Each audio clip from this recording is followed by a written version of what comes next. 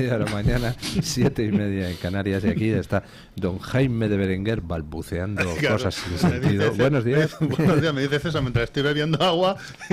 A no ser que quieras acabar conmigo, que me atragante, ya me dirás. Bueno, don Asís Timmermans, ¿qué tal está usted? Buenos días. Bueno, muchas felicidades en el día de su santo, San Asís. San Asís, bueno, mi mártir, sí, de toda la vida. Sí, que son nombres que imprimen carácter. San Francisco de Asís imprime carácter. Ya cuando yo digo, ¿cómo te llamas? Digo, Asís, y me dicen, ¿cómo es? ¿A qué? Y digo, joder, si es lo más fácil de mi nombre. San Francisco de Asís no es el patrón de los animales. Es el patrón de sí. Se llevaba muy bien con los animales, por eso nos llevamos usted y yo también, ¿no? ya sabía yo que había algo oculto en su amistad.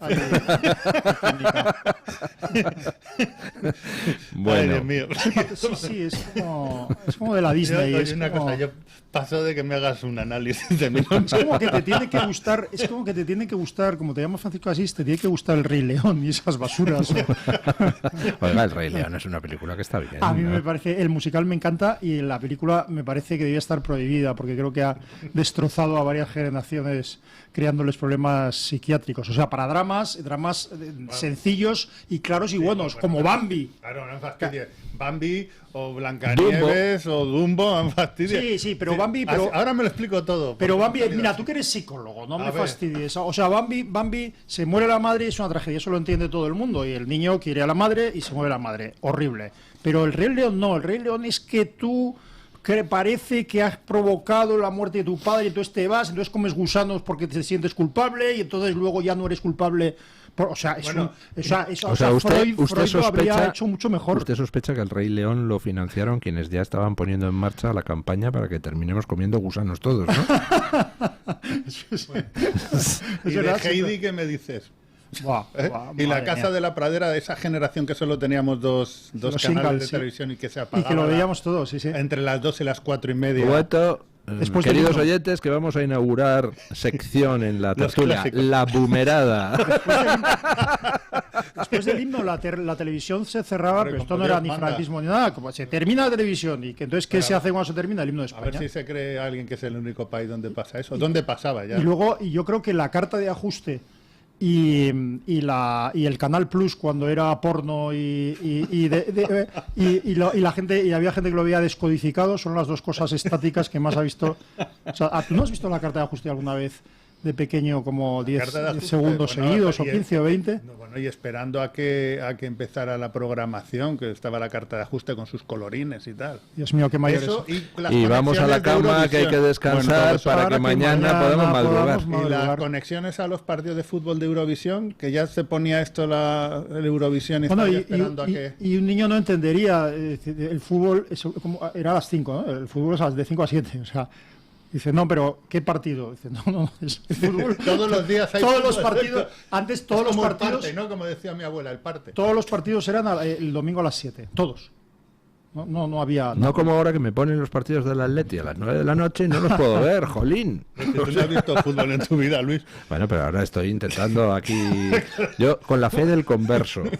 Vamos, no te lo crees ni tú. Me está usted diciendo que lo mío con el Atleti es postureo. Pues yo creo que, vamos, no con el Atleti, con el fútbol en general, vamos. El otro día alguien en internet le acusaba a usted de estar inclinado, de tener inclinación política. Inclinación política. Y yo, desde luego es del Atleti. Está inclinado al Atleti, es lo peor, es verdad, o sea, no sé, va a tener problemas usted. En esta casa deben de ser del Madrid todos, ¿no? Es gente como... No. Decente, en esta casa, la gente decente, como don Julio López y yo, somos del Atleti de Madrid. Todos los demás, pues, en fin, pero que son gentucilla, hombre, del Barça, Venga, dilo si tienes huevos. Del Madrid. A Luis solo hay que decirle eso, a que no hay, y dice, sujétame la copa. No, a mí, del Atleti... la enfermedad psiquiátrica que aqueja a don Julio a mí, lo único que no me gusta del Atleti de Madrid... Algo de masoquismo tiene. Y me ha costado dar el paso de hacerme del Atleti de Madrid por ello, y a veces estoy tentado de dejar de ser del Atleti de Madrid, es que del Atleti de Madrid es Almeida, lo cual me hunde. Es como me pasó con Mahler. Yo era maleriano furibundo hasta que me enteré de que le gustaba a Alfonso Guerra. Dije, algo estoy haciendo mal. Claro, decía Alfonso Guerra, sí, me critican mucho, pero antes de mí, ¿quién leía a Mahler? ¿Quién leía a Mahler? En fin, bueno. Podemos hablar de algo que... No sé, debemos hablar de ello. Es que realmente me parece tan terrible acuerdos PSOE-Bildu, por los cuales ahora resulta que es el brazo político de una organización terrorista el que dicta la ley de seguridad ciudadana en España. O sea, se puede caer bajo, se puede caer más bajo y se puede llegar al fondo de la cima de la fosa de las Marianas, que es donde estamos en estos momentos. Es lo que decía usted esta mañana, de que el votante del PSOE no tiene excusa, es decir, el votante o el militante del PSOE está apoyando a una organización que colabora con grupos, pro-etarras, no voy a decir pro-terroristas, pero pro-etarras. Bildu, yo no voy a entrar en la estructura orgánica, etcétera. O sea, Bildu no solo son los herederos de Batasuna, de ETA, yo les llamo a todos Batasuna, sino que ha presentado en las últimas listas, por ejemplo, a las elecciones locales, ha presentado casi 90 miembros de ETA o exmiembros de ETA en sus listas, y entre ellos a 9 asesinos, que claro, ¿quién no tiene un compañero de lista electoral, sí, que sea asesino? Bueno, y entonces usted decía que los votantes del PSOE no tienen excusa. Yo he hablado muchas veces, siempre hablo del efecto pedagógico de los políticos. Entonces, yo no voy a atribuir culpas, cada uno tiene la culpa que tiene. Yo sé que hay personas que no se informan, o sea, pero personas, no quiero decir personas incluso de formación muy muy sólida, muy amplia, titulados superiores, directivos, cuya información política básica pues es el telediario del infame, de cómo se llama, el mercenario este que pone cara de bueno de Televisión Española, y la hincha Urrondo, que cobra por una sociedad interpuesta y además da pérdidas, etcétera, ¿no? O sea, se informan por allí. Entonces, ¿qué efecto tiene el informarse exclusivamente por ahí, ligado a problemas psicológicos en los que no voy a entrar, ¿no? Como esa quizá tendencia católica a ser sumiso al poder, o a pensar que el poder no puede mentirte en todo? No lo sé, pero hay gente que se informa solo de ahí. Pero el caso es que una parte significativa de los españoles apoya al Partido Socialista, que es un partido que gobierna con etarras, con golpistas, con delincuentes, con criminales y con comunistas, por decir varios sinónimos. De todas maneras, esto es más, fíjate, en estos momentos le ha tocado a la izquierda, pero realmente ese tipo de procesos le puede tocar a cualquier ideología. Siempre ha habido en todas las ideologías grupos de personas que con independencia de lo que haga el gobierno apoyan 100%. A mí esto me recuerda un poco como cuando te quedas dormido encima del brazo y se te queda, entonces no lo notas, no lo sientes. Pues yo creo que al votante socialista ahora le ha pasado eso, se ha quedado encima de su brazo y se lo pueden cortar, que hasta que no le entre otra vez la circulación, ellos van a seguir, han dejado en suspenso su valoración moral de los hechos. Y esto tiene mucho que ver con que ellos, ante todo y sobre todo, son socialistas, y los demás les da igual, no tienen una capacidad crítica. Digo que esto pasa en los dos lados, porque yo lo he visto en los dos lados.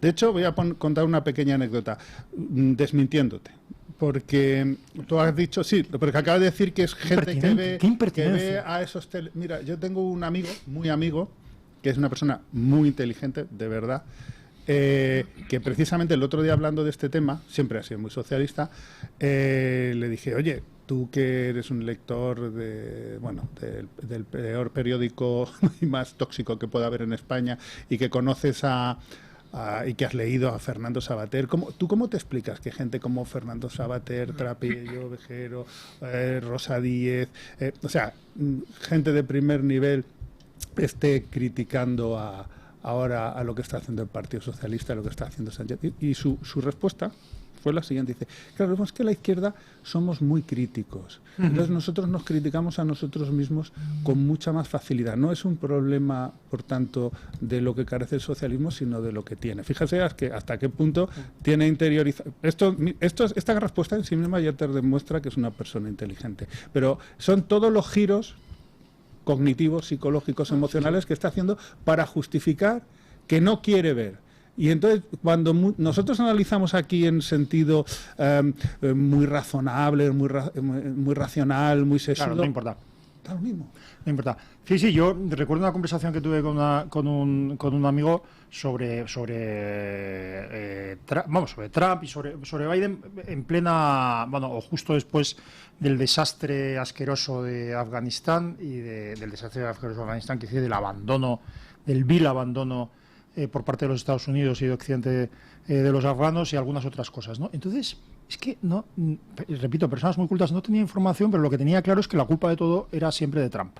Porque Trump es muy malo. Entonces, la culpa de todo es de la derecha. Llevamos 6 años. Es un mecanismo yo le llamo, no es correcto el término, pero yo le llamo hiperlegitimidad de la izquierda, ¿no? Un complejo de hiperlegitimidad de la izquierda, ¿no? Es decir, entonces, no importa qué tema sea. O sea, tú puedes apoyar las mayores barbaridades, puedes apoyar la ley trans, porque estas discusiones las he tenido yo, personas de izquierdas que son personas de valores, que son incluso muchos pues creyentes, que son, etcétera, y apoyan la ley trans, ¿no? ¿Por qué? Porque su información es básica, aunque su formación sea compleja. La izquierda, o lo que representa la izquierda, es lo bueno, lo que da derechos, lo que protege a los pobres, lo que es progresista. Y lo malo es lo contrario, lo malo es la derecha, que es la que, por supuesto, es la de los ricos, etcétera. No importa, puede llevar el Partido Socialista gobernando decenas de años y, de forma continuada, los últimos 6... ¿Perdón? Es que esto ha sido que estás contando, es que es perfecto porque es la teoría de la identidad social. Es decir, esto está todo planificado. Lo primero lo que hacen las personas, tenemos una identidad personal que está referida a lo que nosotros pensamos de nosotros mismos y lo que sabemos de nosotros mismos. Bueno, usted tiene varias. Yo tengo varios, pero no soy el único. Pasa y charlamos los 4. Tú te puedes ir así. Qué molesta. Bueno, la historia es que ellos han conseguido, precisamente, lo que es un proceso de categorización. Es decir, tú haces categorías. Lo primero que hicieron estos tíos al llegar al poder, sobre todo Podemos, es meternos a cada uno de nosotros en una categoría, magnificando lo que nos separaba, lo que nos diferenciaba. Hombre, mujer, claro, las tendencias sexuales, en guerras, fin, la edad. Ahora están con la edad, ¿eh? Ahora están consiguiendo que los jóvenes ataquen como la fuente de todas. Claro. Esto es un problema muy serio, a las personas mayores, como si resultara que una persona que lleva toda su vida cotizando tenga una pensión digna, es la culpa de que yo no tenga casa. Bueno, pues lo están haciendo. Bueno, pues entonces ahora ya está el joven contra la persona mayor, y una vez que consiguen eso y que tú te identificas con que yo soy joven y yo soy de izquierdas y yo soy no sé qué, ya da igual lo que te digan, porque lo que importa es, de hecho, tu identidad se construye contra la tuya. Yo soy joven de izquierdas progre y tú eres un carca de derecha viejo que me estás quitando la casa. De jovencito yo leía relatos de ciencia ficción en la cual se imaginaba una realidad distópica en la cual los jóvenes se rebelaban contra los viejos. Entonces, de hecho, cuando alguien cumplía determinada edad les mataban. Hay muchas variantes de ese relato, ¿no? En el cual al llegar a una edad la gente se muere, etcétera. Eso se está haciendo posible, y se está haciendo posible por mecanismos que lo hacen posible. El mecanismo de la seguridad social, el mecanismo de reparto, esa idea de tienes que tener hijos para contribuir a las pensiones, eso unido a la ideología izquierdista va a crear una presión salvaje entre eso y va a crear grupos de jóvenes a mayores. Va a cortocircuitar. Bueno, ya lo está haciendo. Ya lo está haciendo. Yo escuché el otro día un programa de un Instagramer, ¿cómo se llama? Un youtuber famoso y bastante interesante, que suelo oírlo, donde se metían con las personas mayores que, además utilizaban el término boomer de una manera despectiva, que estuve a punto de escribir en Twitter, pero me lo tuve que pensar porque me pareció repulsivo. Pero ha habido un envenenamiento ideológico que ha llevado a gente normal. ¿Cuántos de nosotros? Yo es que siempre que me lo han dicho desde hace 20, 30 años, siempre miraba al cielo y decía, Dios mío, siempre que te encontrabas a alguien y decía, qué bien, que va a tener un hijo, así que nos tiene que pagar las pensiones, ya tener un hijo, tiene que pagar. Bueno, eso es un mecanismo ideológico. Yo estaba, ¿sabes? ¿Para qué no vas a estar en el ascensor, ¿verdad? O en el autobús diciendo al señor, no, mire usted, si hay los mecanismos de previsión social deberían hacer que las personas vayan ahorrando en la medida que puedan para su futuro, y luego haya mecanismos de compensación, por cierto, como los había en Chile o cualquier lugar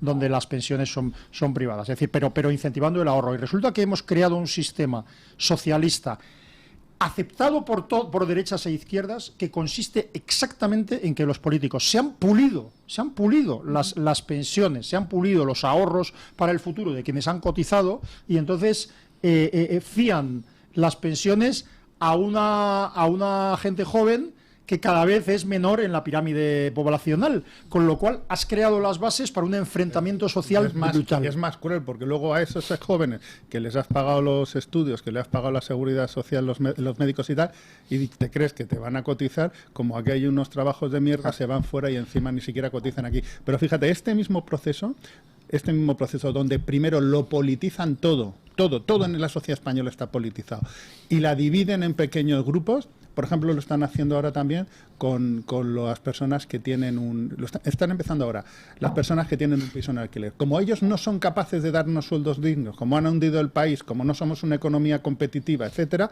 dicen, ¿quién tiene la culpa de todos tus males? El que tiene una casa. Claro. Y entonces, la lógica es la siguiente.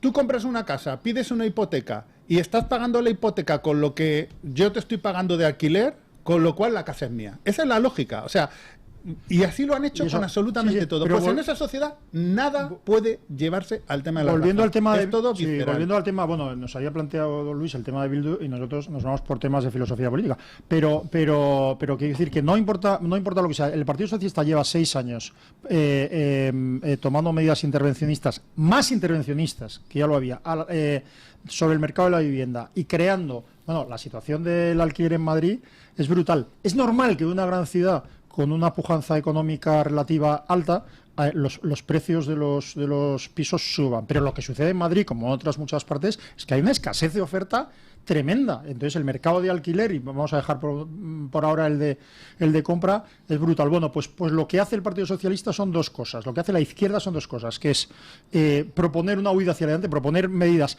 aún más intervencionistas, limitar precios, etcétera, que lo que hace es aún reducir más la oferta de pisos, y echar la culpa a los ricos, a los propietarios, a los que... Pero le sale bien. Claro, pero porque la gente no tiene una cultura política, o digámoslo de otra manera, tiene insuflada una cultura política. Ellos no ven que si cobran 1.000 euros o 1.200 euros es porque están cobrando realmente 2.000 y les están quitando ya para empezar 800. Claro. Eso ellos no lo ven.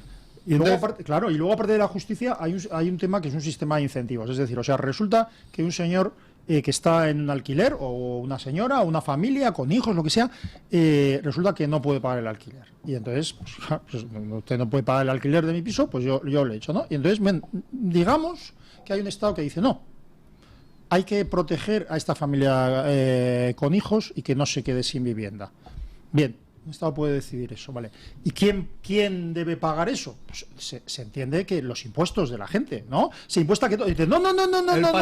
Esto quien lo va a pagar es precisamente el propietario. Dice, ¿cómo? O sea, que el que ofrece vivienda le cargas la política social que consiste en dar casa a quien no la puede pagar. Con lo cual, el que ofrece vivienda dirá, yo ya no voy a ofrecer vivienda, yo retiro cuando pueda mi vivienda del mercado. ¿Qué haces? Crear más escasez y que las familias con hijos que no tengan ingresos muy altos, nadie les ofrezca una vivienda y sean más dependientes cada vez. No te digo ese discurso, esa manera de pensar los problemas del país es absolutamente imposible. Yo me acuerdo que aquí Luis invitó hace unas semanas a José Miguel Moreno, una persona que estaba en un grupo un grupo de estudios, creo que era sobre los impuestos, que vino aquí a hablar, una persona que yo conocía de mis tiempos de UPyD, inteligentísima y súper válida. Bueno, pues claro, ese tipo de personas quieren llevar el debate. Yo creo que no le he invitado. Estuvo aquí. Estuvo ahí sentado. Igual ahora se me está cruzando el cable con el nombre, pero bueno, cosas mías, ya sabes cómo. En fin. Bueno, me puede estar que yo soy más boomer que usted, así que se me puede estar cruzando. Tampoco presumas mucho porque no eres mucho más boomer. A mí es que las etiquetas, pues realmente no me importan. A mí que me llaman boomer, pues soy boomer. ¿Cuál es el problema? Que me llaman extrema derecha, pues soy extrema derecha. ¿Cuál es el problema? No, pero es en el fondo lo que hago, lo que pienso y lo que digo. Lo que es terrible es que luego al final estás en este tipo de cosas, estás animalizando, estás despersonalizando, estás atacando directamente a un grupo de personas. Y al final lo que generas es un odio entre los... que es lo que ya consiguieron. Sí. Igual que lo consiguieron entre hermanos y hermanas, padres e hijas, hombres y mujeres, ahora lo quieren conseguir entre nietos y abuelos. Sí. No tienen ningún problema. Pero bueno, volviendo al origen fáctico de esta altísima discusión, el Partido Socialista ha pactado la política de seguridad, o sea, lo que puede hacer la policía y la Guardia Civil, lo ha pactado con los herederos de ETA, lo ha acordado con los herederos de ETA. Y entonces tú eso lo planteas mañana a cualquier votante socialista normal y le parece bien, hoy, en el día en el que a Daniel Portero en fin, se le ha aplaudido en la Asamblea en la que es diputado, porque es que han soltado a los asesinos de su padre. Es que asesinar en este país es baratísimo. Ya era baratísimo en aplicación estricta del Código Penal, pero es que resulta que los políticos creen que la justicia no sirve para nada, porque el dejar impunes crímenes o el castigar a inocentes es una cuestión de conveniencia política que utilizan para sus fines políticos. Y no pasa absolutamente nada. Fíjate, hoy te voy a llevar la contraria, que eso está muy bien. O sea, pero hoy es el terrorismo, ¿vale? Mañana es el independentismo, pasado mañana es la mujer de Pedro Sánchez, al otro día es el fiscal general del Estado. Es decir, el problema real de España es que tenemos a la mitad de la población anestesiada, se ha sentado encima de su brazo y ni siente ni padece y está dispuesta a darle 120, 130 escaños a un tipo, a un partido, iba a decir una barbaridad, que hace este tipo de cosas.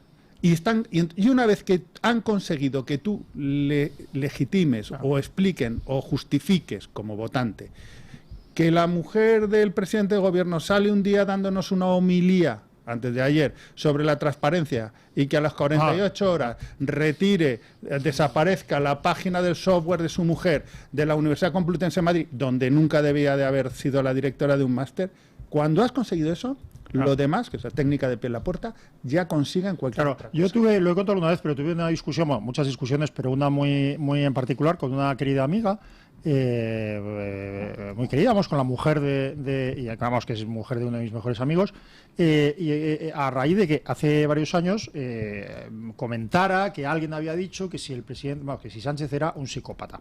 Entonces, claro, yo dije, bueno, a mí me parece un psicópata de libro, pero en realidad lo que decía es que que es un psicópata es lo que puedo decir en público sin que me creen problemas legales. En realidad Sánchez es otras cosas. Yo cuando veo a alguien que pacta con criminales, con los peores criminales que han dado un golpe de Estado, que pacta con etarras, que pacta con comunistas a cambio del poder, a cambio de votos, que pacta la impunidad y que vende literalmente a su patria negociando en el extranjero la unidad de España, etcétera. Yo digo, es cosas mucho peor que psicópatas. ¿Qué ocurre? Que esta amiga mía lo que era expresando, pues no lo sé, Jaime, yo quiero hablar de la actualidad y no de cuestiones psicológicas, pero lo que estaba expresando es una educación que le impide pensar que el gobernante es un criminal le impide pensar que eso pueda ser así, le impide pensar que un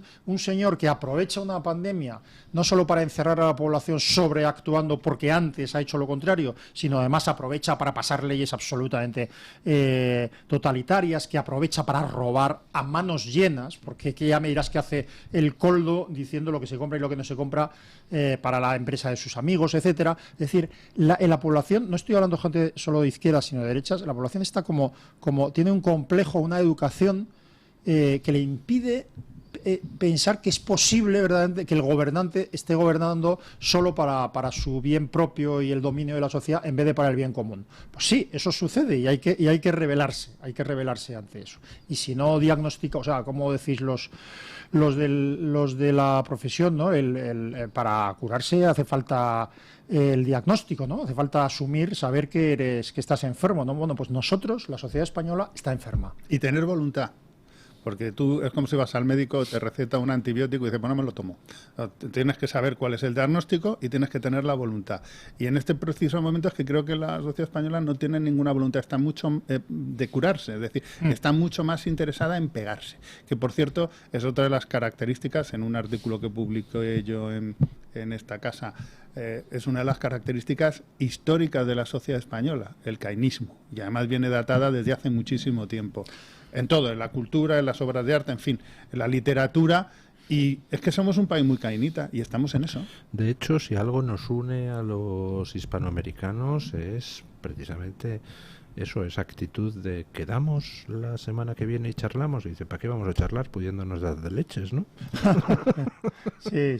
Y luego también, perdona, una cosa, a raíz de lo de Bildu y que me he dejado sin decir, y que es verdad, no voy a hacer comparaciones, pero verdaderamente cuando ETA imperaba y el nacionalismo, que es cómplice, el nacionalismo es cómplice de ETA, o sea, ha sido siempre cómplice de ETA, cómplice activo, ¿no?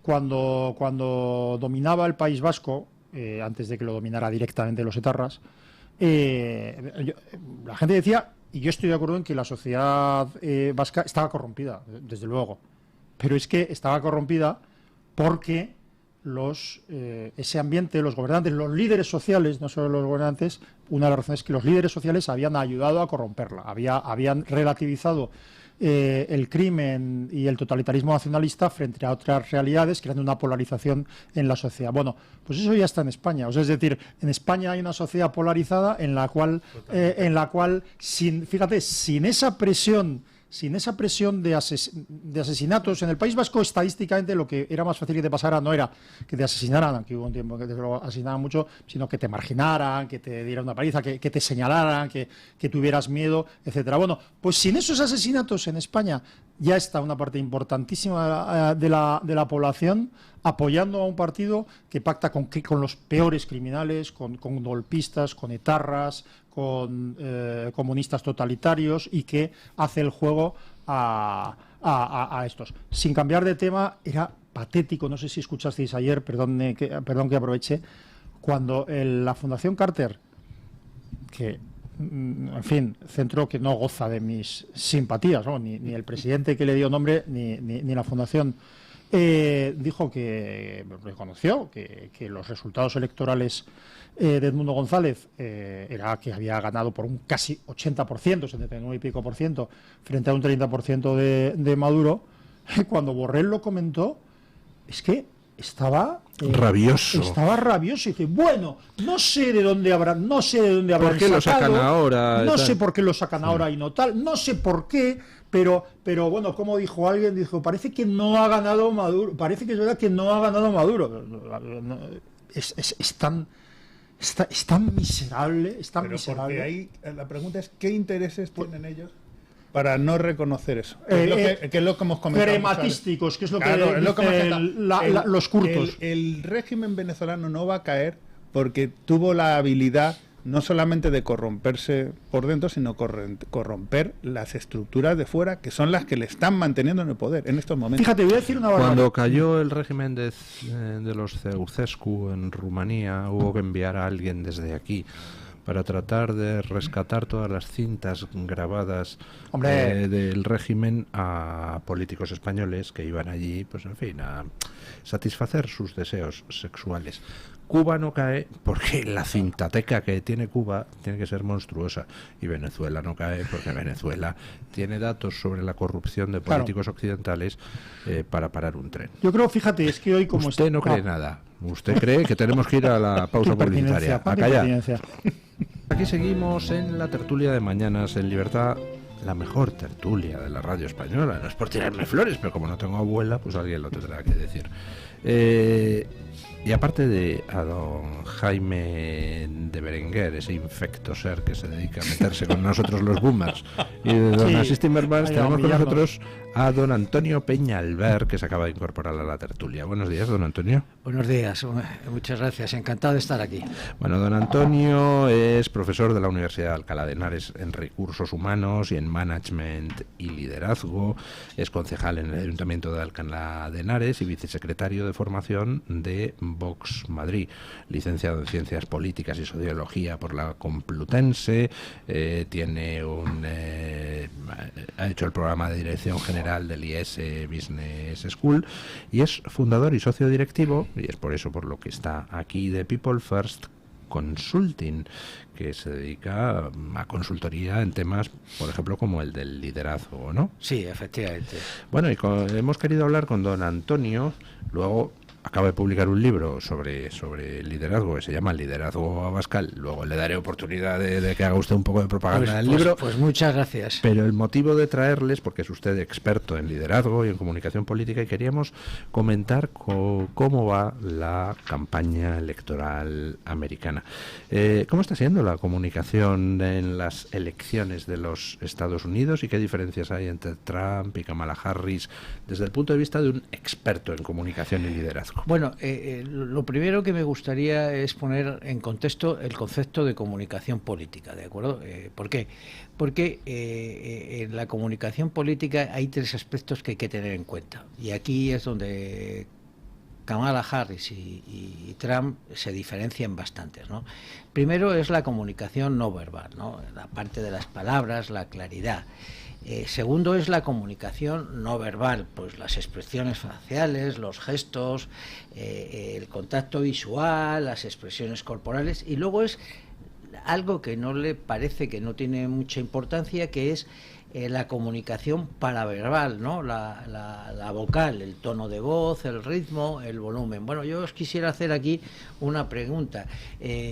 ¿Cuál de estos tres tipos de comunicación creéis que es el que más impacta en la audiencia?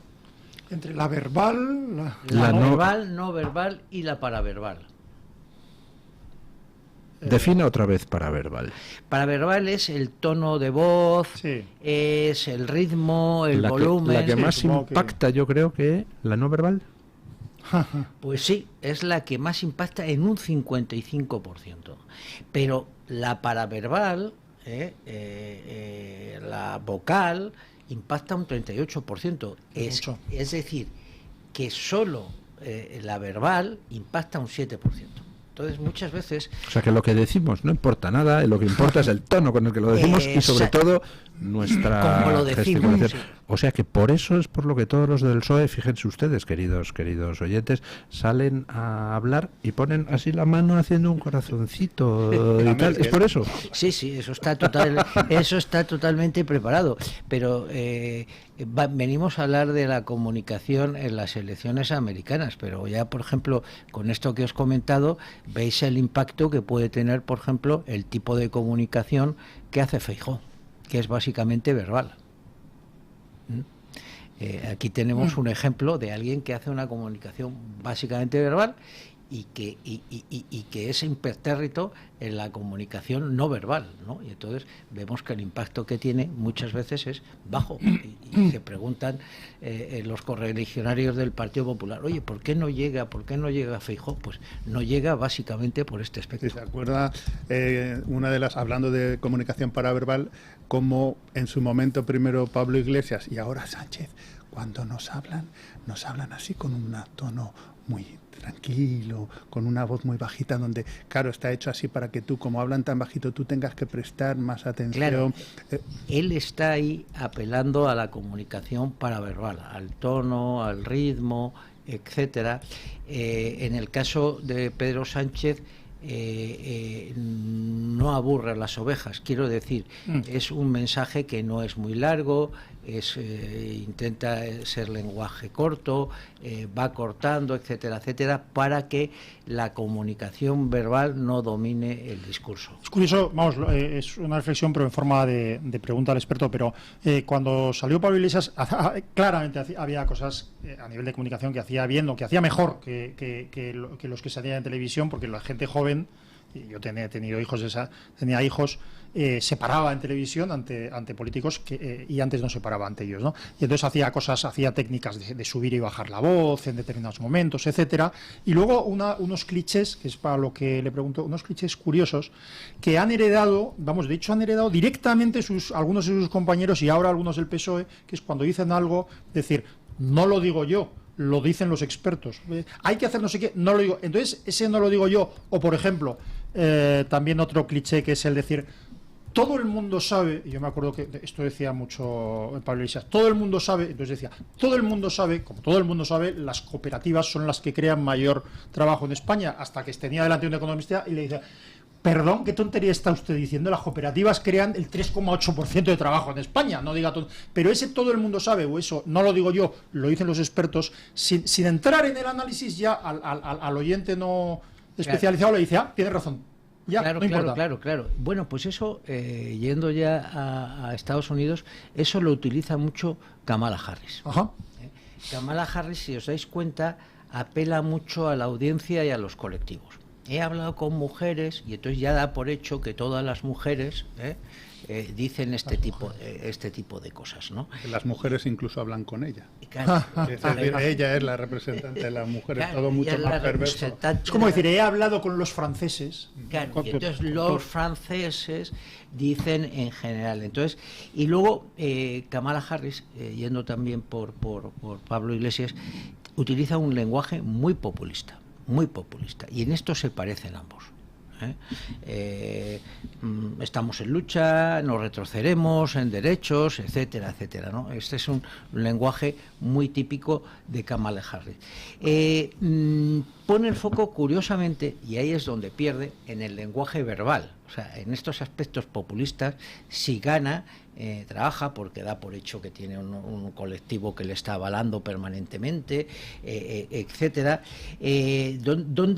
pero pone el foco en el lenguaje no verbal. En el lenguaje verbal, repite mucho las cosas paulatinamente, las vuelve a repetir para que se queden fijadas en la audiencia. Luego recuerda mucho su etapa como fiscal, los logros del Partido Demócrata, porque ella no puede demostrar tanto, sino centrándose más en lo que es en el Partido Demócrata, etcétera, en su conjunto, sí. En su conjunto, ¿no? Y luego Kamala también se sustenta mucho en su comunicación en la discriminación positiva, ¿no? En el hecho de sus rasgos identitarios como baza comunicativa, ¿no? En su origen indio, etcétera, etcétera.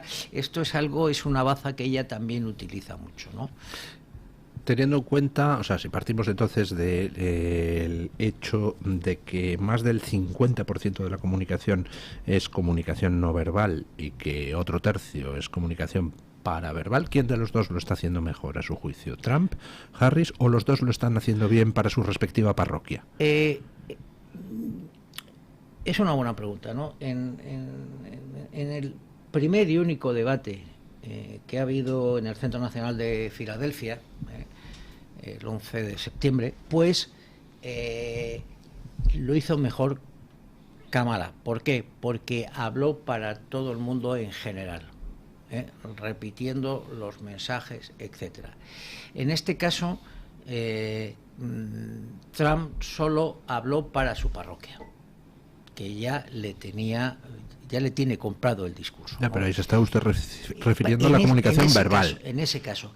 Pero en general, la comunicación de Trump es más impactante y llega a más gente. ¿Por qué? Primero, es un promotor de emociones. Apela a las emociones. Hacer a América más grande otra vez, ¿de acuerdo? Con una claridad y una simplicidad que llega a todo el mundo. También a veces provoca algo de miedo.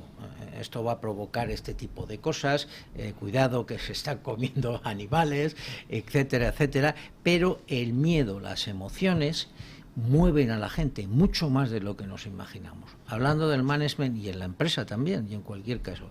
Si yo no me emociono frente a un objetivo, no me voy a mover, ¿no entendéis? Ya puede ser, el objetivo me tiene que llegar emocionalmente, ¿no? Y él trabaja muy bien las emociones, llegan a la sociedad americana, que tiene un determinado perfil, ¿no? Que quiere seguridad, que quiere un determinado cosas. Luego tiene construida su marca personal, ¿eh? Su marca personal la tiene construida mucho mejor que lo que tiene Kamala Harris. Es decir, su habilidad como negociador, lo hemos visto, su personalidad directa y sin filtro, ¿no? Su tono determinante, bueno, pues su gestualidad, volvemos aquí a la comunicación no verbal, él eso lo tiene muy bien construido. Y luego también utiliza ejemplos concretos, ¿no? Uno u otro.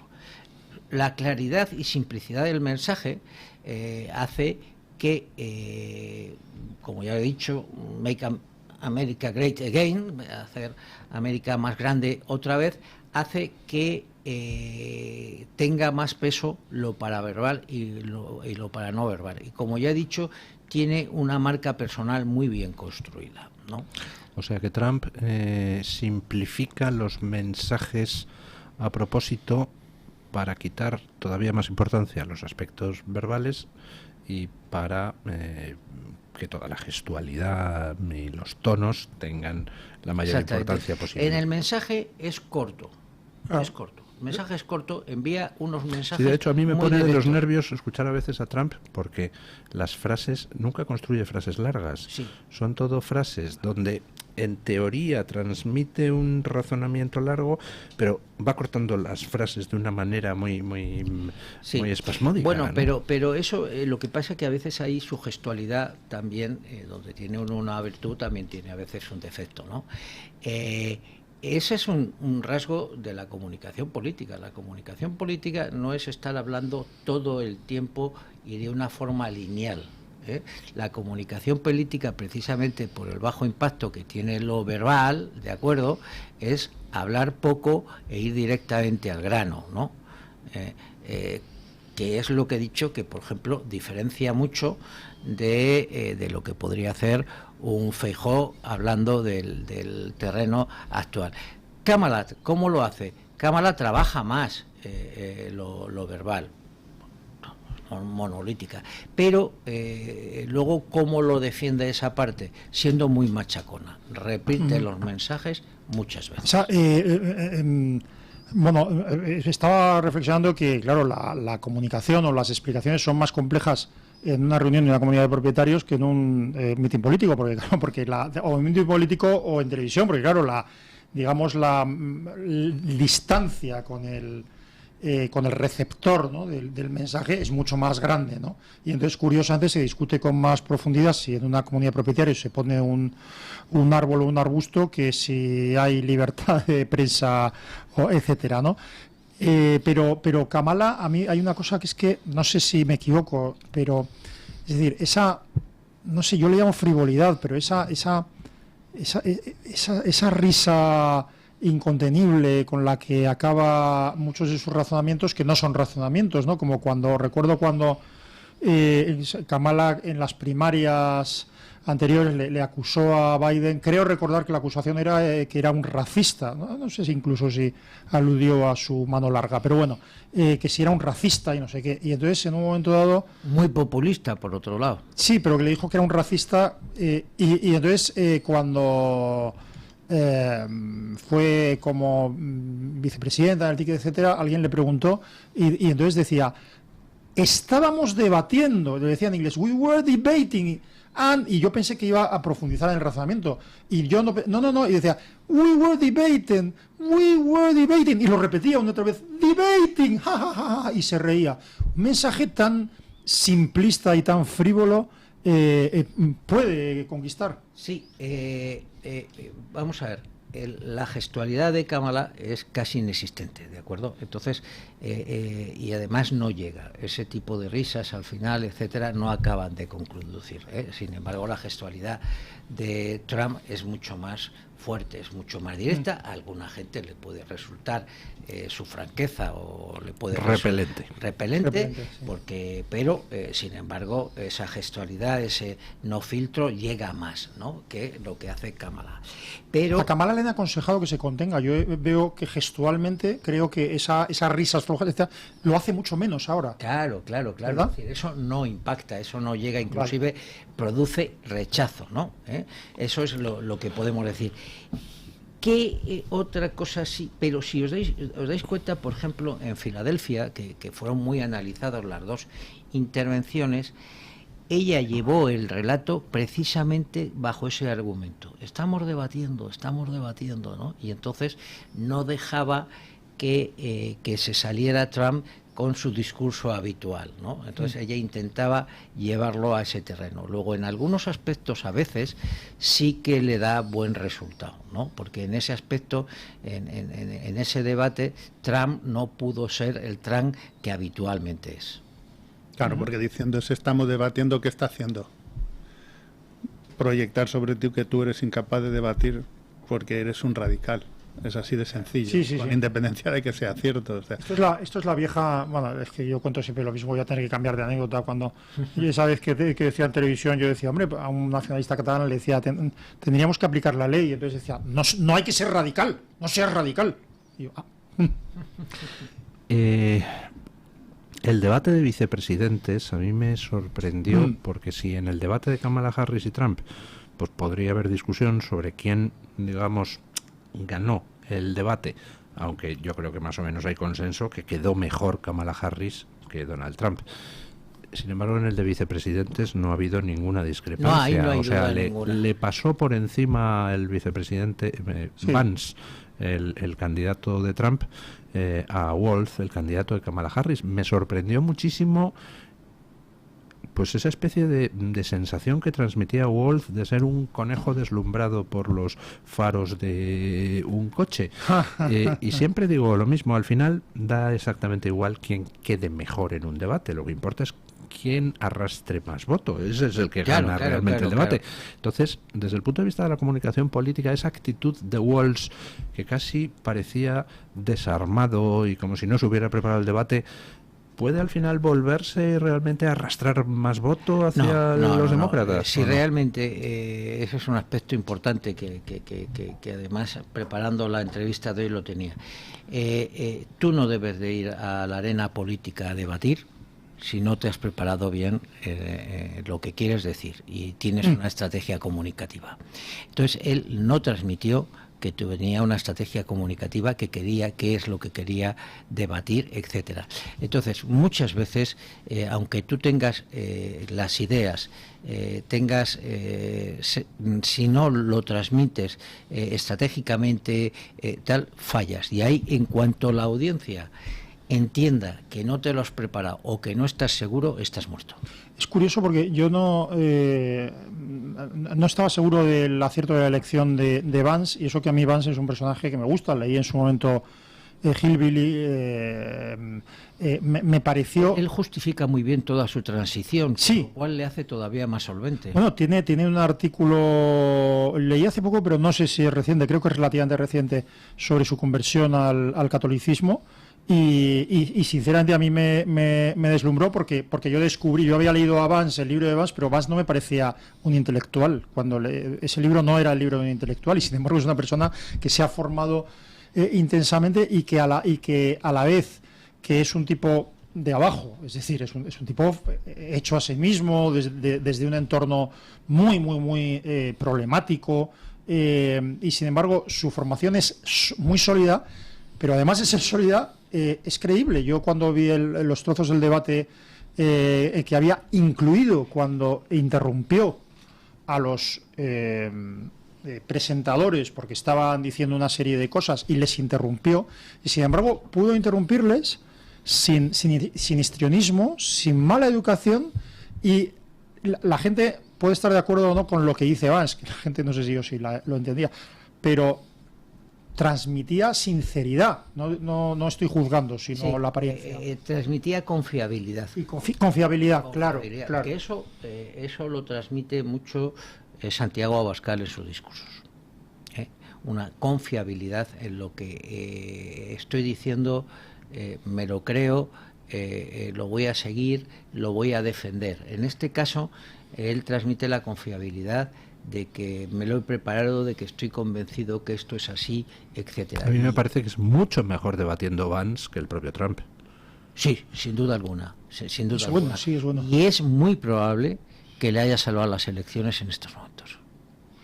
Donde, ¿Hasta ese punto tiene influencia un debate de vicepresidentes? Cuando los vicepresidentes no pintan nada, como bien sabemos en Estados Unidos. Pero cuando ha habido dudas en el resultado del debate de los presidentes, él es posible que haya decantado la balanza. Bueno, y además Vance, bueno, no sé si esto tiene un impacto en la sociedad norteamericana, pero Vance no es un personaje, como diría, manipulable. O sea, Vance es un tipo con mucho criterio, es un tipo que ha formado él mismo su criterio, es decir, que no va a ser una herramienta manipulada por nadie, con lo cual aporta a hay un detalle del debate de vicepresidentes. Complementa a Trump. Hay un detalle del debate de vicepresidentes que demuestra hasta qué punto el uno lo traía preparado, el otro no. A Walz, en un momento determinado, al vicepresidente de Kamala, le preguntan por una mentira que había dicho en su día. Él dijo que había estado en China, en Hong Kong, en la época de la masacre de Tiananmen, cuando había una revuelta democrática en China. Y era mentira, en aquella época estaba en Nebraska. Cuando fue a China fue después, es decir, cuando ya el impulso democrático se había aplastado y el Partido Comunista Chino había puesto el cerrojazo. Y él fue, ¿no? a ayudar a las autoridades. Eso es lo que parece. Entonces le pregunta a la presentadora, oiga, ¿y por qué dijo usted que estaba en China cuando Tiananmen si no estaba? Y entonces se marca un speech de 2 minutos donde habla de todo, de su juventud, de su no sé qué, dice a veces soy un cabeza de chorlito, no sé cuánto, y no respondió. Y no tuvo que decir la presentadora, oiga, no me ha respondido. No, bueno, tal. Entonces ya a la segunda dice, me equivoqué con las fechas. Era una pregunta para meterle el dedo en el ojo y no supo responder. Sin embargo, Vance le hicieron una pregunta para meterle el dedo en el ojo y además es buena. Oiga, ¿y usted por qué decía que Trump era lo peor en 2016? Claro, eso es lo que hace un buen periodista. Oiga, claro. Y entonces Vance respondió diciendo, me equivoqué, lo primero de todo, reconozco el error, me equivoqué, me creí la propaganda anti-Trump de los medios, no sé qué, pero luego he visto cómo cuando llegó a presidente pues ha sido magnífico, es decir, se traía preparada la respuesta a la pregunta, ¿no? Ahí se vio un poco la desproporción, pero de todas formas, pues al final lo que usted dice, lo que cuenta es la comunicación no verbal, la comunicación paraverbal, y está claro que el Partido Demócrata, pues hombre, jugó en 2020 la baza del miedo a Trump, que moviliza a muchísima gente en Estados Unidos. Esta vez también está intentando jugar esa baza y bueno, pues puede funcionar o no.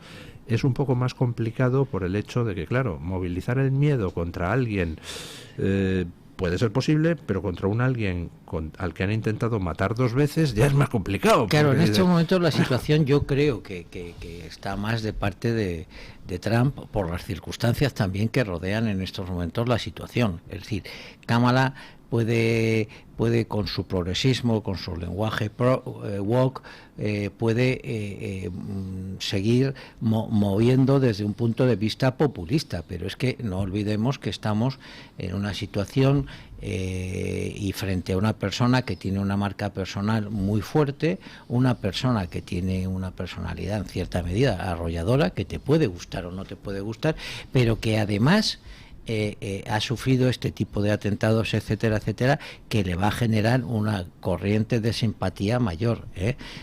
Recordemos lo que pasó en Brasil con el anterior presidente Bolsonaro, por ejemplo, aquel navajazo que le dieron, aquel tal, le ayudó mucho, tuvo una corriente de simpatía, decir, oye, este se está jugando la vida. Bueno, a este solo le han pegado un tiro en la cabeza, aunque hayan fallado por poco, porque le han dado en la oreja, y no está muy presente en la campaña, pero o me parece a mí que no lo está. Una pregunta, no por llevarlo al tema político, sino en lo que usted es experto, ¿cómo no se dan cuenta en determinados partidos? Estaba pensando, por ejemplo, en Cuca Gamarra, que yo creo que como alcaldesa de Logroño tenía una cierta popularidad, e independientemente de lo que uno piense políticamente, de lo que defienda un partido u otro, yo creo que su lenguaje no verbal, o ya no sé si es paraverbal, porque es que yo me quedé en Flora Davis, ¿sabe usted? Entonces yo ya... Pero no sé si es su lenguaje no verbal, le quita toda confiabilidad a lo que dice. Es una mujer muy crispada. Y no lo digo, pero no tienen expertos. Perdón, hace años, cuando yo conocía a gente de partidos políticos jóvenes, había una cosa que les llamaban cursos de cámaras, que hacían cualquier concejal, cualquiera que iba que iba a tener un puesto de exposición pública, y le pulían enseguida muchas cosas, y en un solo día empezando, grabándose, viendo sus propios defectos, repitiendo, en un solo día una persona, un político mejoraba su capacidad de hablar. Le graban y le dan feedback y uno se ve. Claro, ¿cómo a personas como Cuca Gamarra, por ejemplo, que claramente decir, mira, Cuca, es estupenda, es la mejor del mundo, dominas a los hombres, es la mejor política y tu ideología es la mejor, pero mira, te voy a explicar 4 cosas que no tienes que hacer y causarás menos rechazo? ¿Por qué no lo hacen? Yo creo que Cuca se lo está trabajando. ¿Ah, sí? Sí, yo creo que la Cuca que conocimos hace 6 meses, cuando empezó, o 8 meses, era una mujer mucho más crispada. Además, las arrugas que le salían aquí entre las cejas eran unas arrugas, cada vez que hablaba, que parecía que estaba gritando, que estaba regañando, etcétera, etcétera.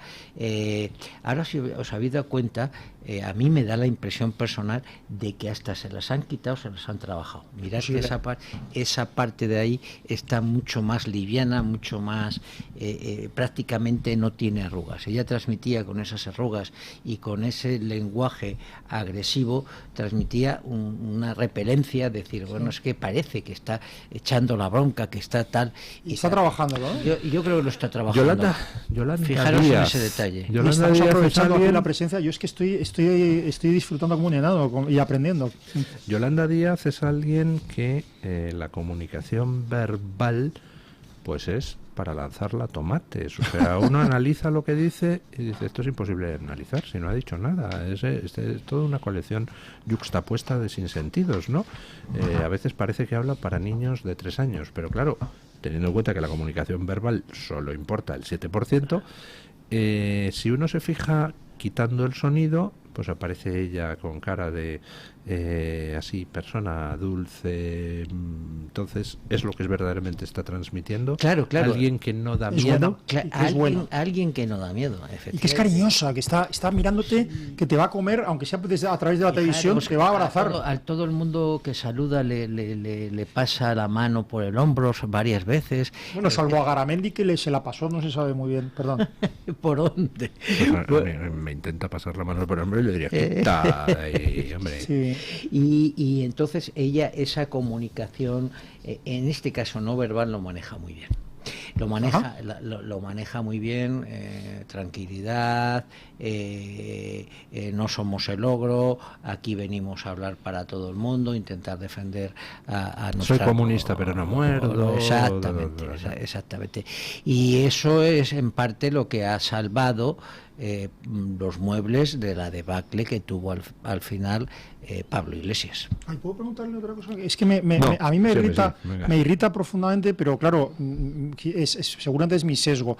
Las instrucciones claras, terminantes y precisas que le han dado a Pilar Alegría para en los consejos de ministros, entre otras cosas, sonreír, ¿no? Y cuándo tiene que sonreír. De hecho, Pilar Alegría, a mí no me parece una mujer guapa, pero yo creo que la han puesto ahí porque entienden que es una mujer guapa o elegante, o lo que sea, y entonces le han dicho que sonría, y entonces se ve que ella casi apostaría que pone en el párrafo sonríe, pero hay una cosa que es una risa que se nota que es algo forzado. Que es forzado, pero claro, yo creo que hay que sonreír a veces. Si tú vas a decirle a alguien al que se le ha muerto el padre o lo que sea, y dice, yo te apoyo mucho, claro, en ese momento, yo te apoyo mucho, una sonrisa a destiempo puede ser el peor de los escupitajos, ¿no? Y yo no estoy seguro si ese es mi sesgo personal o es que verdaderamente sobreactúa.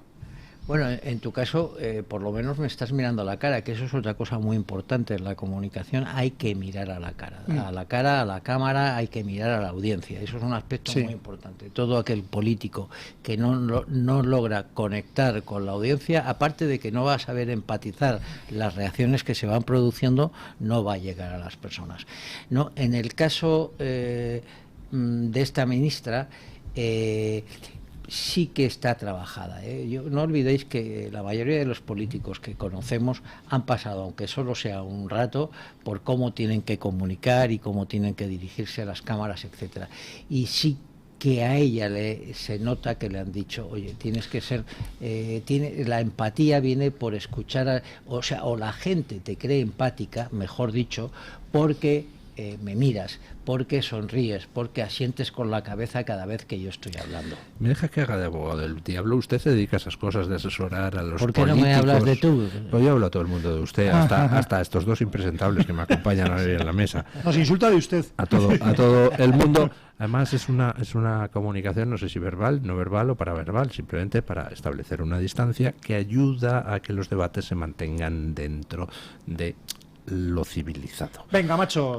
Venga, macho, sí. Ya, cuando la gente se empieza a tutear, ya del tuteo al eres un pedazo de cretino, hay 2 segundos. Así empezó a caer Occidente, con el tuteo. Sí, señor. Entonces, déjeme hacer de abogado del diablo. Usted se dedica a esas cosas de asesorar sobre comunicación política, ¿no? ¿No están ustedes pervirtiendo a los políticos, los gurús de la comunicación, en el sentido de convertirles en algo que no es natural, que les hace ocultar su verdadero ser bajo una apariencia artificial y construida? Es verdad, hay un yo natural y hay un yo adaptado. Por eso la clave está en hacer que el otro salga de ese yo adaptado al que le han formado, al que le dicen cómo tiene que ser, para que vuelva a sacar su yo natural. Entonces, mi yo natural es el que tengo y me están adaptando, no, habla de esta manera, mira, etcétera, etcétera, pero tu yo natural sigue ahí dentro. Entonces, en la comunicación, sobre todo en los debates, es importante intentar sacar al otro de esa zona que tenía preparada. Y a veces cuando lo sacas de esa zona que tenía preparada, es donde le vuelve a salir ese genio, donde le vuelve a salir, como en el caso de Aznar, esa prepotencia, etcétera, etcétera. Hombre, es que yo recuerdo la primera vez que hablé ante cámaras de televisión, que no cuento la historia porque no venía al caso, pero era cuéntela, sabemos que le gusta regodearse, venga. Bueno, mira, era desnudos. Vi la luz en una pequeña aldea a la edad de 18 años. Bueno, iba a comunicar algo y entendía que iba a venir un periodista y entro en una sala de la Comunidad de Madrid y está llena de cámaras de televisión, de Antena 3, de PUM, lleno de periodistas, todo, y yo en una mesa y tenía que presentar un tema. Y entonces, bueno, no había hablado nunca ante la prensa, me parecía terrible. Y entonces yo lo recuerdo como que hice exactamente todo lo que no se debe hacer.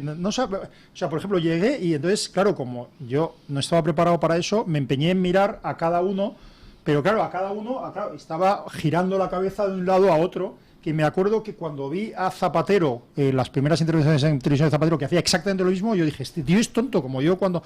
lo que pasa es que él tenía más cara de tonto. Sí, pero la sigue manteniendo, sí. Pero no, lo que quiero decir es que yo no sé, es al hilo de lo que pregunta don Luis, ¿no? Hombre, es verdad que la comunicación puede consistir en que uno parezca lo que no es, claro, pero si uno no es bueno y parece bueno, no sé, todo el mundo cuando... No, hombre, estamos de acuerdo, cada uno llega donde puede, Es decir, lo que no puedes cambiar es a una persona de... ¿O sí?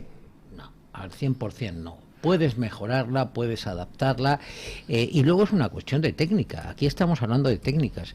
En la medida que tú las técnicas las vayas dominando, las conviertes en hábitos. Y ya cuando las has convertido en hábitos, pues están mucho más controladas y forma parte ya de tu DNA. Tú fíjate, en esto que estamos hablando... Pero hace falta trabajarlo, son técnicas, tal. Tú me dirías, ¿alguien que no tiene ciertos rasgos puede ser vendedor? O puede ser, sí puede ser vendedor, si tiene una técnica, la prepara, está permanentemente, la utiliza, etcétera, etcétera, al final se impregna de esa técnica y se convierte en un hábito, y eso cambia, y entonces sí, al final sí puedes conseguir cambios relevantes, pero no al 100%, lógicamente. San Manuel Bueno podía ser un buen predicador, ¿no? El cura el sacerdote sin fe de Unamuno podía ser un buen predicador. Hombre, eso es un rango innato. Si no tienes fe, es difícil transmitirlo. Perdona, Jaime. No, digo que fíjate que de lo que estamos hablando, en el fondo es la manipulación de las formas, porque todo lenguaje verbal, no verbal, paraverbal, etcétera, es una especie de lanzar un mensaje, pero puramente formal. A mí los que realmente me preocupan son los asesores áulicos, volviendo al tema de Pedro Sánchez, que esos sí que son que también manejan la impresión, pero manejan también las políticas del país, que están haciendo que este país esté completamente dividido. Eso sí que es peligroso, porque eso sí que engaña. Es decir, yo sigo 2 o 3 de sus asesores áulicos en redes sociales y les sigo para ver cómo trabajan y las cosas que dicen.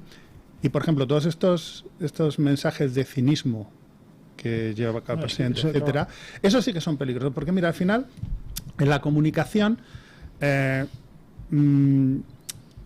tiene algo... tú te das cuenta cuando te están cuando te están mintiendo. No eres creíble, por mucho que tú te quites aquí una arruga o hagas una sonrisa, tú mismo lo has dicho antes, es una sonrisa de falsete. O lo tienes escrito. Hay algún comportamiento, microcomportamientos que llamamos en psicología, de tanto el comportamiento facial como la expresión facial o de cualquier otro tipo, en el que tú te das cuenta que esa persona te está mintiendo o no está sirviendo, o no está llegando a lo que es. Pero claro, es que yo creo que que es buena la comunicación política, quiero decir, porque yo creo que es bueno para la moral pública, quiero decir, es bueno que el comunicador, que el político quiera aparecer como bueno, como confiable, claro, como educado. Porque cuando un comunicador llega a la conclusión, en una situación a lo mejor polarizada como en España, cuando un político llega a la conclusión de que hacer un discurso en el que insulta, denigra y degrada al adversario, que eso le da votos o le da poder, traduzco, os pongo el ejemplo, es decir, que un presidente del gobierno, nosotros ahora nos parece normal, pero en España porque estamos muy degradados, pero que un presidente del gobierno salga y diga, bueno, en la fachosfera, están diciendo en la fachosfera que un presidente se dedique a insultar. Yo creo que puede haber malas personas, malos políticos que aparenten ser educados y respetuosos con el adversario. Cuando deciden que lo bueno para ellos es insultar al adversario, estamos muy mal. Claro, en el caso de Pedro Sánchez, él en todos sus discursos mete una gran cantidad de dardos, que van a herir. ¿De acuerdo? Y luego al final acaba con la siguiente coletilla. No, pero tenemos que hablar con responsabilidad, yo no voy a insultar a nadie, que tal, etcétera, cuando ya te ha metido 50 navajazos. Digamos que hay como 2 mensajes al mismo tiempo, porque por una parte a nivel expresivo, facial, kinestésico, kinestésico es corporal, te está dando un mensaje, efectivamente en el lenguaje verbal está siendo terriblemente agresivo. De hecho, él es una persona tremendamente agresiva. Sin embargo, lo que transmite es una cosa como que no casa. Es que no quiero... Él transmite distanciamiento él transmite mucho distanciamiento. Es que no quiero llevarlo al extremo, pero a mí me da miedo, a mí si un político me dice, te vas a enterar, me puede molestar, me puede dar miedo, pero si sonríe y dice... te vas a enterar lo que hablo en Peine, entonces ya me echo a temblar, ya me parece que es el padrino, el Corleone, sentenciándome a muerte, ¿no?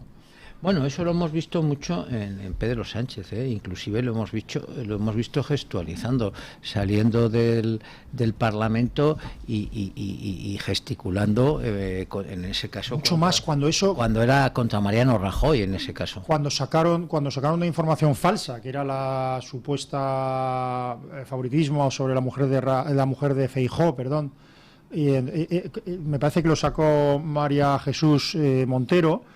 Y entonces, a mí lo más tétrico y lo más salvaje de esa imagen me pareció ver a un presidente del gobierno mirando, que es el que maneja la información del CNI, de todo, mirando a un jefe de la oposición diciendo, y mucho más, y hay más. Le estaba amenazando en público y con un lenguaje no verbal impresionante. Claro, por eso tú tienes la imagen que la ha transmitido él y la ha transmitido, es su yo natural, de que estés capaz de hacer cualquier cosa con tal de llevar adelante sus objetivos personales.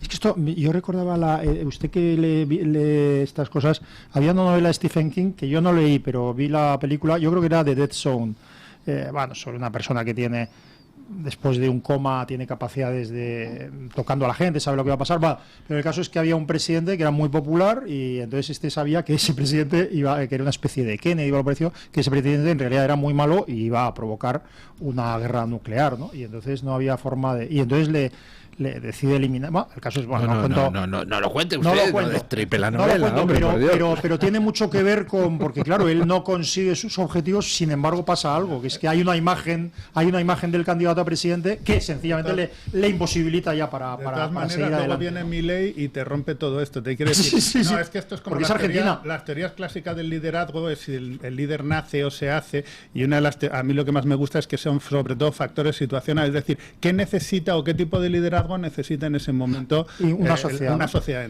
Entonces, ahora mismo, claro, ¿por qué Milei, que al final iría en contra de todo lo que hemos estado hablando durante este rato, ha salido presidente? ¿Por qué existe Trump? ¿Por qué existía Pablo Iglesias? Porque al final no es tanto el hecho comunicativo como hecho aislado, sino es el hecho comunicativo en un contexto social. Exactamente, las circunstancias, el entorno hace mucho, es decir, hacia quién me dirijo, que la audiencia que necesita, que claro, no. Me dirijo a una audiencia que está hasta las narices de muchas cosas y entonces adopto un tono descarnado como el de Milei, ¿no? No puedo ser un Feijóo. Y que también, claro. Es decir, por lo menos para cierto grupo. Yo en este momento estoy de acuerdo, fíjate, hoy no te llevo la contraria. ¿Estás de acuerdo conmigo? Me debo haber dicho algo mal. Yo valoro mucho aquellos que tienen la capacidad de mandar un mensaje de que no todo el mundo es enemigo tuyo, de que tú no estás contra el mundo y que solo te valen los tuyos, que es lo que se ha puesto un poco de moda en la política pero actual. Hay que entender, pero fíjate que aunque aburra, que luego eso es otra. No quiero dar, pero Milei, que a mí, efectivamente, yo sigo a Milei desde mucho antes, si fuera candidato, y me parece un tipo estupendo, pero claro, solo en un país como Argentina... No te va a nombrar ministro. Solo en un país como Argentina alguien puede salir adelante diciendo: a los zurdos de mierda no hay que darle ni un centímetro porque te matan. Solo en Argentina, ¿no? Y aquí en Pablo Iglesias, que sacó 72 diputados, ¿cuánto crees que era? No, ni siquiera Pablo Iglesias era tan desgarrado como Milei, pero porque en Argentina... por eso no sacó 80. Bueno, por eso y por una cosa que dijo usted con mucha certeza desde el primer día, es porque no se habían vuelto a la bandera de España. Si se hubieran vuelto, hubiera tenido 150, 150. No lo sé, pero Milei, después de esa campaña, aunó las voluntades, y eso habla mucho del contexto, pero también de su capacidad, aunó las voluntades de personas tan diferentes como Victoria Villarroel y Patricia Bullrich. Tal vez por ser descarnado, al final tuvo audiencia, porque tenía que salir de alguna manera. Bueno, hemos estado hablando de la campaña americana, estilos de liderazgo, qué es la comunicación política. Don Antonio Peñalver pues acaba de publicar precisamente un libro sobre ese tema, se llama Liderazgo Abascal, que imaginen ustedes de quién habla, ¿no? Y que tiene prólogo de José Javier Esparza y preámbulo de José María Gasalla. Sí, Premio Nacional de Management José María Gasalla, sí. Bueno, pues Gasalla, perdón. Gasalla, sí. Pues muchísimas gracias, don Antonio Peñalver, por haber estado aquí, pero vamos a ver qué dicen. No, usted no quiere nada. Vamos a ver qué dicen los oyentes. Es que como escriba la mitad de bien y sea la mitad de interesante que lo que cuenta, ya ese libro bueno, ya... He traído un libro, te lo regalo, si tú me das tu dirección, te lo... te lo agradezco muchísimo, de verdad. Bueno... Doña Carmen Carbonell, ¿qué dicen nuestros oyentes? Pues don Luis, hoy les preguntamos por un asunto sumamente interesante y es quién tiene la culpa de que H. Bildu haya acabado dictando las leyes de seguridad ciudadana. Hablábamos específicamente de este asunto. Le voy a decir a doña Antonio Peñalver que no se mueva porque estamos en televisión y precisamente eso hace que se cruce por las cámaras, así que si puede volver a tomar asiento. Disculpa mía que le he dicho que se podía levantar. Se lo van a agradecer mis compañeros de televisión y especialmente Pablo, para evitar que haya alguna interferencia en esta retransmisión que llevamos a cabo siempre a través de la televisión. Ya lo saben que en YouTube también nos puede seguir. Y vuelvo a comentarles cómo era la pregunta: ¿quién tiene la culpa de que H. Bildu haya acabado dictando las leyes de seguridad ciudadana? Dábamos 4 opciones: la primera, nadie; la segunda, el gobierno vasco; la tercera, los gobiernos de España; y la cuarta, los españoles. Don Luis, es interesante porque hay un 0% de los votos en una de las opciones. 0%, primera vez que se sucede. Exacto, creo que es la primera vez que ha ocurrido en un sondeo así. La opción de nadie es la que se lleva ese 0% de los votos. La opción que gana es con un 62% de los apoyos, la de los gobiernos de España. Hay un 37% de los encuestados que apuesta por los españoles y hay un 1% que dice que el verdadero culpable es el gobierno vasco. Y voy con algunos comentarios de la comunidad de YouTube de Radio Libertad. En particular, José Ramón Gabirondo Tulbenzu dice que si sabemos que los políticos hacen lo contrario a lo que dicen y les votamos, los responsables somos los ciudadanos. A estas alturas ya no vale el me han engañado, según piensa José Ramón. En esa misma comunidad, Santiago EH4FQ dice que cuando el Tribunal Constitucional dobló la mano al Tribunal Supremo con motivo de la ilegalización de EH Bildu, en España se produjo un punto de inflexión. Si no andamos listos, será de no retorno. Alguien que se hace llamar Juma Freeride, en esa misma comunidad de YouTube, dice que en base a su propia necesidad, Sánchez solo se reafirma en la tradicional actitud pactista y claudicadora con el separatismo de gobiernos anteriores. La novedad es que no hay líneas rojas si traspasarlas le posibilitan seguir un día más en la Moncloa. Esto es sumamente importante teniendo en cuenta a los pactos a los que ha llegado y a los que será capaz de llegar don Pedro Sánchez con tal de permanecer en el Palacio Presidencial de la Moncloa. En el chat de YouTube en Radio Libertad, Alfonso Ortí Martí dice que lo del PSOE pactando con Bildu es repugnante, pero ¿qué me dicen de lo de ayer también del PP compadreando con Bildu en el Parlamento Europeo? Se refiere específicamente a Pons y a Barrena. La verdad es que es a mí algo que se me ha pasado, pero me parece sumamente interesante ponerlo encima de la mesa. En Twitter, Felipe Huarte dice que los culpables de que EH Bildu ETA pacten parte de la agenda política son los españoles que han votado al PP y al PSOE y a partidos comunistas y separatistas. A estas alturas todos saben de su complicidad con esa gentuza. Si les han votado, les han apoyado en sus miserables políticas. Y termino con un comentario de alguien que se hace llamar Mestecha, que habla de la cobardía del PP y la traición del PSOE. Bueno, pues muchísimas gracias, doña Carmen, por traernos la opinión de los oyentes. Gracias a don Antonio Peñalver por aquí venir a hablar de comunicación política. Luego. Gracias, pues no tengo más remedio, a don Jaime Berenguer y a don Asís Timmermans, que en fin... Por aprender, don Antonio. Que conste que don Antonio se quería ir y no tiene nada que ver con que estuviera al lado mío, lo digo porque viendo cómo viene... No, bueno, pues porque muchas no gracias. Muchas gracias a estos medios y tenía una llamada que creía importante atender, pero que puedo devolverla luego. Pues ya la puede devolver porque ponemos punto final a la tertulia con don Paco Linares, que hoy se hace una pregunta. ¿Inocentes? Buenos días, don Paco. Buenos días, querido amigo don Luis del Pino, y gracias. Allá por el año 2000, en la emisora donde trabajaba, Onda 8, teníamos una tertulia a las 6 de la tarde. Fue una época muy convulsa por los asesinatos de ETA. Defendida por un partido político, Batasuna, partido que continúa ahora con el nombre de Bildu. En una de esas tertulias vino una señora abogada, Amalia, que defendía la pena de muerte.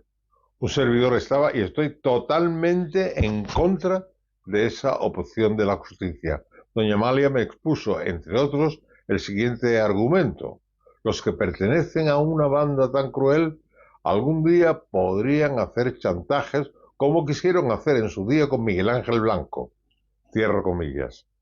Y hoy pienso, el martirio de Miguel Ángel Blanco fue inútil porque lo que pedían entonces, que era el acercamiento de presos a las vascongadas, que no se hizo en esa época, se realizó después por un puñado de votos. Y lo que es mucho peor, por el apoyo de unos independentistas etarra a unos presupuestos, ahora se han soltado criminales sin que cumplan su condena.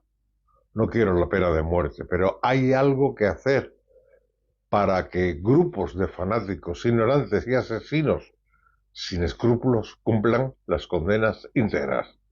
No como lo que está pasando con los criminales de Buesa, Luis Portero, el médico Antonio Muñoz Cariñanos o a mi amigo José María Martín Carpena. Lloro de rabia, impotencia. Estoy de corazón con las víctimas. Os han vuelto a atacar donde más duele. Y a mí también, como español, que clama una auténtica justicia independiente que pagamos todos y no tenemos ninguno, que indulta a canallas y sinvergüenzas. El lunes más y mejor. Punto final.